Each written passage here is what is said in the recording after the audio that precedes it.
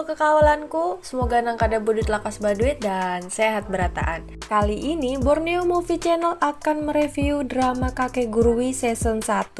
Drama ini diadaptasi dari manga Jepang dan ada versi animenya loh. Drama ini mengisahkan tentang sekolah yang memiliki tradisi berjudi. Suatu hari muncul anak baru yang membabat habis seluruh anggota OSIS. Gimana kegilaan judinya? Langsung aja kita ke alur dramanya.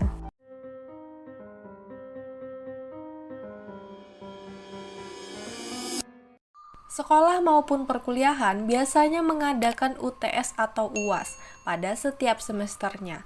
Namun sekolah swasta Hyuko di Jepang ini sangat berbeda, yang mana mereka lebih mengutamakan judi. Biasanya yang paling penting itu nilai tinggi, sedangkan yang dibutuhkan sekolah ini adalah nyali, strategi, bacot, kemampuan membaca pikiran, dan tentunya uang. Tentunya siswa-siswanya kebanyakan sultan. Sultannya sultan lah pokoknya. Lalu ada sistem kasta di sini. Jika kalah berjudi terus nggak bisa bayar, bakalan dibully satu sekolahan dan jadi budak yang menang. Kalau cowok namanya Poci, kalau cewek namanya Mikey. Perjudian ini dikelola oleh OSIS. Semua siswa wajib bayar iuran ke OSIS. Hasil perjudian bakalan masuk ke nilai peringkat. Kalau nggak masuk 100 besar, bakalan jadi budak. Terus kalau mereka jadi budak, gimana caranya biar bebas? Ada satu caranya, yaitu mereka harus ikut pertandingan resmi dan kesempatannya cuma sekali. Contohnya kayak perjudian Sao Tome versus Suzui. Karena Suzui kalah dan Kismin, ia pun jadi Poci.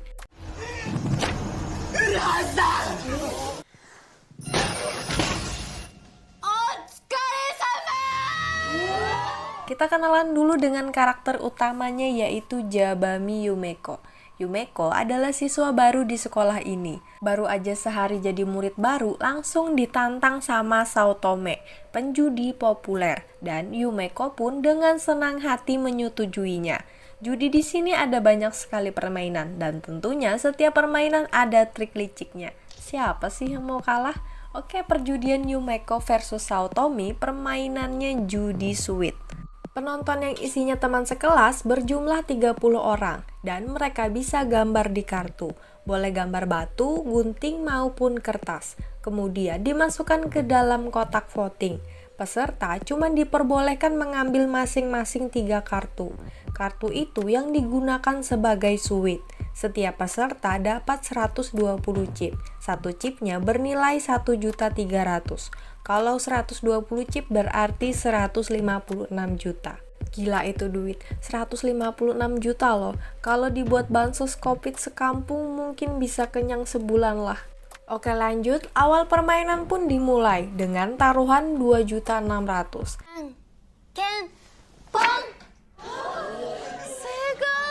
Dan dimenangkan oleh Yumeko. Pada ronde kedua, Yumeko langsung pasang taruhan 60 juta rupiah.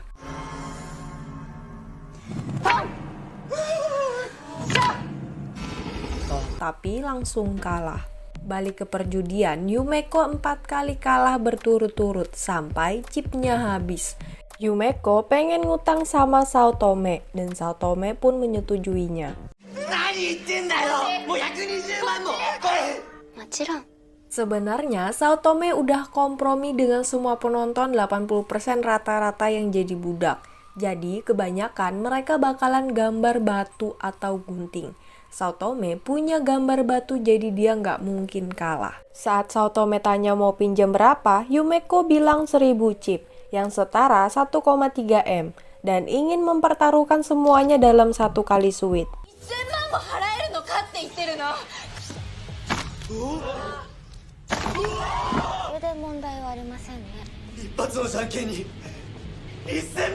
Udah kalah 156 juta, pengen taruhan 1 miliar lebih, malah kegirangan. Emang error nih si Yumeko. Sao Tome mengira Yumeko bodoh, mau aja dikebulin trik liciknya dia. Setelah kartu dibagikan, Sao Tome kegirangan bukan main, soalnya dia punya 2 kartu batu. Yumeko langsung bilang kalau dia tahu Sao Tome dan teman-teman curang dari awal.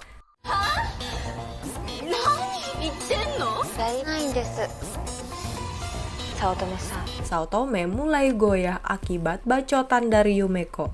Namun Saotome tetap percaya diri bakalan menang, sebab nggak mungkin Yumeko tahu isi kartunya.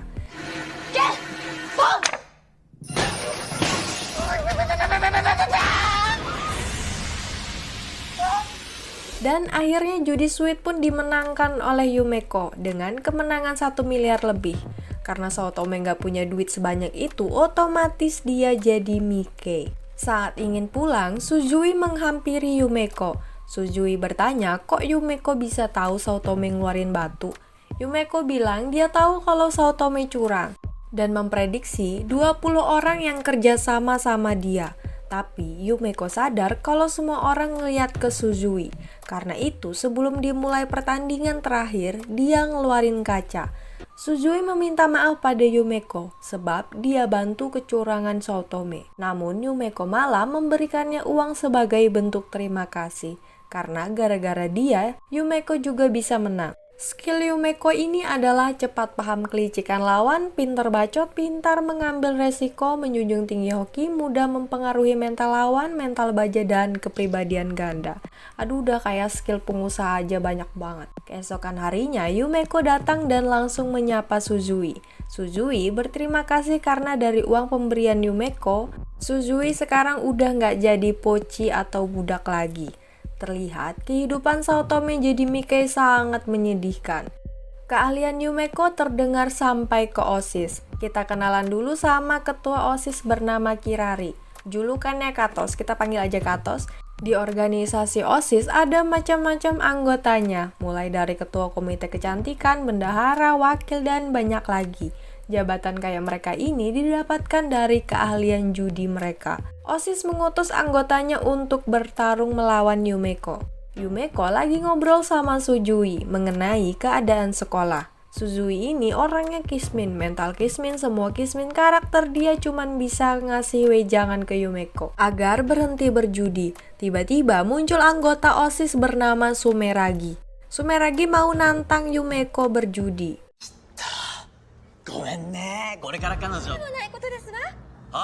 Suzui memberitahu Yumeko latar belakang Sumeragi. Sumeragi ini anak dari pemilik perusahaan mainan terbesar di Jepang, pendonasi nomor 1 di OSIS. Karena kebanyakan donasi, dia jadi OSIS. Kabarnya Sumeragi nggak pernah kalah judi. Permainan judi yang mereka mainin namanya konsentrasi ganda. Satu chip senilai 130 juta. Total chip setiap pemain ada 20. Sumeragi ingin taruhan 2,6 miliar. Karena Yumeko nggak bawa duit sebanyak itu, Sumeragi mau minjamin uang. Tanpa bunga, nggak kayak pinjol lah pokoknya. Permainan pun dimulai. Pemain harus menebak 104 kartu yang berpasangan, yaitu 54 pasang baru bisa menang. Gamenya kayak mustahil bisa nebak sampai 54 pasang. Kalau orang normal paling mentok-mentok bisa ingat 5-6 pasang kartu. Anggota OSIS lain pun menonton dari atas. Seiring berjalannya waktu, permainan poinnya masih diungguli oleh Yumeko.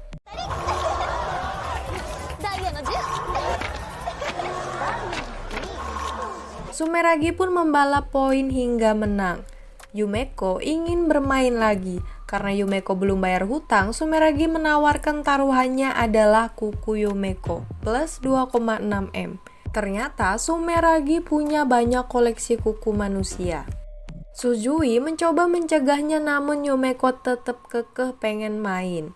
Pikiran Sumeragi dia pasti bakalan menang lagi. Sebab kartu-kartu yang dia buat khusus ada tanda di belakangnya. Jadi, tanda yang ada di dalam kartu bisa bertahan sampai 3 menit. Permainan pun dimulai, diawali oleh Yumeko. Baru buka satu kartu, Yumeko langsung menyinggung Sumeragi. Kenapa taruhan Sumeragi terlalu sedikit? Padahal keuntungan bisnisnya triliunan.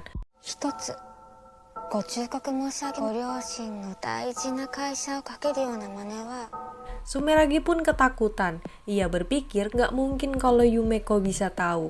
Namun Yumeko langsung membuka kartu tanpa henti.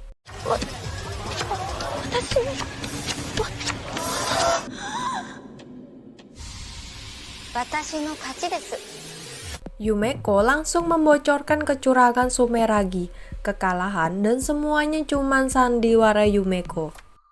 Jika Yumeko pengen, dia bisa aja menang dari awal, tapi Yumeko sengaja kalah cuman buat main-main. Yumeko pun mengajak Sumeragi main judi lagi, tapi Sumeragi dengan berat hati menolak. Padahal peraturannya kalau stop nggak boleh nolak. Masalah ini terdengar sampai ke OSIS. Para anggota dan ketua setuju mengeluarkan Sumeragi. Scene berpindah ke Sao Tome. Dia diincar satu sekolahan untuk dibully. Tapi Sao Tome masih belum menerima kenyataan kalau dia adalah Mike. Sao Tome mencoba peruntungannya berjudi pertandingan resmi dengan ketua OSIS yang bernama Yuriko. Nama permainannya hidup atau mati. Di sisi lain, Yumeko diajak main sama teman sekelas, tapi Yumeko menolak dan mengajak Suzui untuk mengantarkannya berkeliling di sekolah. Mereka berhenti di klub penelitian budaya.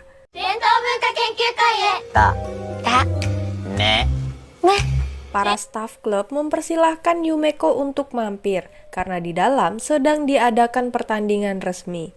Suzui menjelaskan pada Yumeko, pertandingan resmi adalah cara agar budak bisa bebas dari Pochi atau Mike. Lawannya OSIS, tapi taruhannya tanpa batas. Dan anggota OSIS nggak boleh nolak orang yang nantang. Pas memasuki ruangan, Suzui dan Yumeko pun kaget. Japami! Sao Tome-san! Ternyata yang lagi tanding adalah Sao Tome.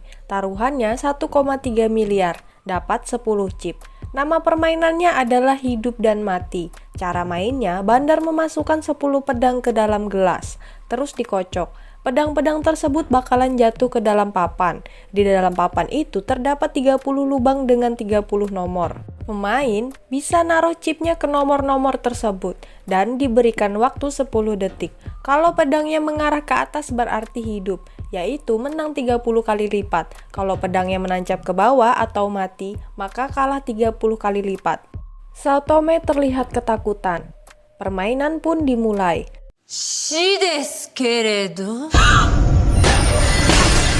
Lagi-lagi Sao Tome kalah dengan hutang 6 miliar setengah. Sao Tome pun diseret keluar.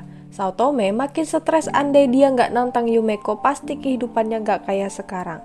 Yumeko menawarkan diri pengen berjudi, tapi Yuriko pengen taruhan 5,2 miliar dan Yumeko pun menyetujuinya.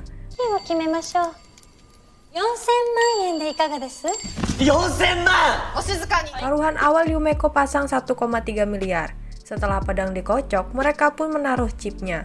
Yuriko penasaran kok Yumeko tenang banget.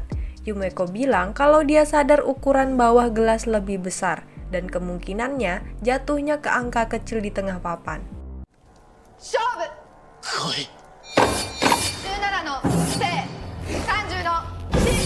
Karena mereka berdua seri, permainan pun dilanjutkan. Yumeko belak-belakan mengejek kalau permainan berjudi Yuriko menjijikan. Ngasih harapan dengan untung 3 kali lipat, padahal sebenarnya bakalan jatuh ke neraka terdalam. Yuriko mulai terpancing emosinya, perlahan-lahan membuka kelopak matanya yang tidak pernah ia buka.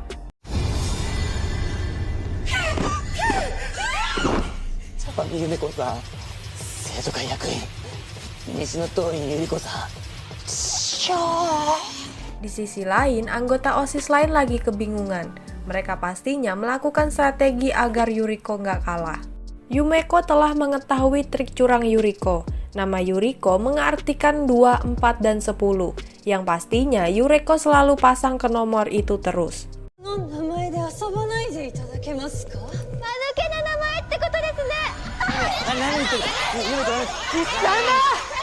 Yuriko terlihat gemetar dengan perkataan Yumeko. Yuriko menyadari bahwa Yumeko benar-benar menakutkan. Ronde kedua pun dimulai. Bandar mengocok pedang. Yuriko pun memasang chipnya, tapi Yumeko malah pasang semua chipnya ke nomor 24, yang membuat Yuriko kena serangan jantung.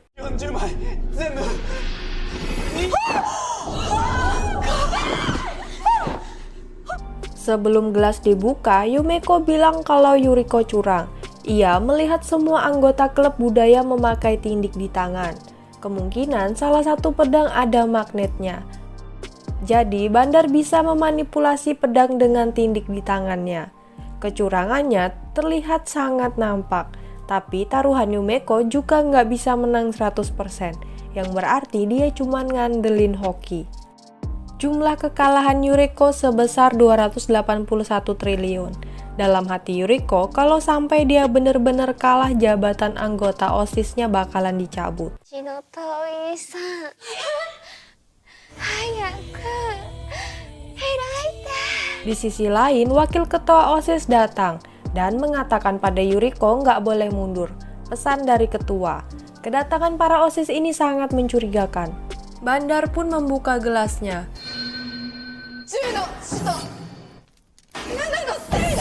Ternyata Yumeko kalah.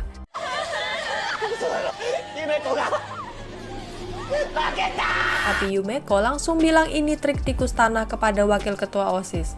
Wakil ketua lalu melemparkan ID card Mickey ke arah Yumeko. Lalu Yumeko pergi ke ruangan yang tadi para OSIS masukin bawah tangga. Yumeko menjelaskan trik tikus tanah pada Suzui. Trik ini dilakukan oleh penjudian zaman dulu. Ada orang di bawah meja Bandar yang memanipulasi perjudian. Ruangan ini tepat di bawah klub budaya, tempat tikus tanah yang mengubah pedang judi. Pastinya ada lubang di antara plafon ke lantai klub.